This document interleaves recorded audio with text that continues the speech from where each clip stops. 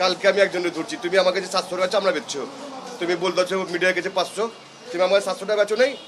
সংঘ তো ভালোই হয়েছে, দেখছেন না, সংঘ যেরকম লবণের ব্যবস্থা আছে, ইয়ে ব্যবস্থা আছে। এখন আর মালের আমদানি নেই, যা ছিল হয়ে গেছে। আবার হবে বিকালে, হ্যাঁ আবার বিকাল দিকে হবে। তো বাজার মনে করেন যা সরকার রেট দিচ্ছে, আমরা তাই বন্ধু আল্লাহর মধ্যে চলতেছে ইনশাআল্লাহ। আপনার টার্গেট কেমন ছিল, কত অর্জন করতে পারছেন, কত পার্সেন্ট? আমার যা টার্গেট ছিল চাই হয়েছে ইনশাআল্লাহ। 3000-এর মতন টার্গেট ছিল, আমার 3000 হয়েছে। আর দাম নিয়ে কেউ তো যারা ওই মৌসুমী ব্যবসায়ী তারা বলছে দাম কম পাচ্ছে আপনাদের। না ভাই, মিথ্যা কথা ভাই, মৌসুমের ব্যবসা তো মিথ্যা কথা বলে। কালকে আমি একজনের ধরছি, তুমি আমার কাছে 700 টাকা চামড়া বেচছো, তুমি বলতেছো মিডিয়ার কাছে 500, তুমি আমার 700 টাকা বেচো নেই। বলে হ্যাঁ। যাই হোক, ওভারঅল চামড়া শিল্প আগের যে 10, 15, 20, 30 বছর আগের জায়গায় কি আসতে পারবে?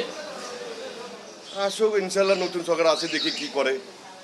ওনার যদি মেধা ভালো থাকে যে না এই শিল্পকে বাঁচাবো, তাহলে উনি করতে পারে। একটা মাঝারি ধরনের চামড়ায় কি কি পরিমাণ লবণ লাগে?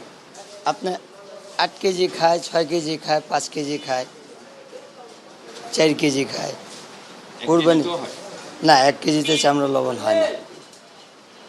সর্বনিম্ন কয় কেজি লাগে? আপনি কাঁচা মাল, এই মালে, এই উপরের মালে আপনি 8 কেজি লবণ খাইবে, আর ছোট মালে আপনি 4 কেজি খাইবে। শিং দিয়ে মেলামাইনের থাল তৈরি হয়, ওই মেলামাইনের কোম্পানিরা ওই শিং কেনে। আর ওই দম চুল, ওই চুল চায়নারা নেয় আপনার ওই শেপ করার ব্রাশ বানায়, শেপিং ব্রাশ। আর এই যে দেখেন এইটা, এই এই মাথা, এইটা চামড়া, মাথার চামড়া। আচ্ছা, এগুলো তো সব তো গুরুত্বপূর্ণ জিনিস, ফেলে জি দিচ্ছেন জি, কেন?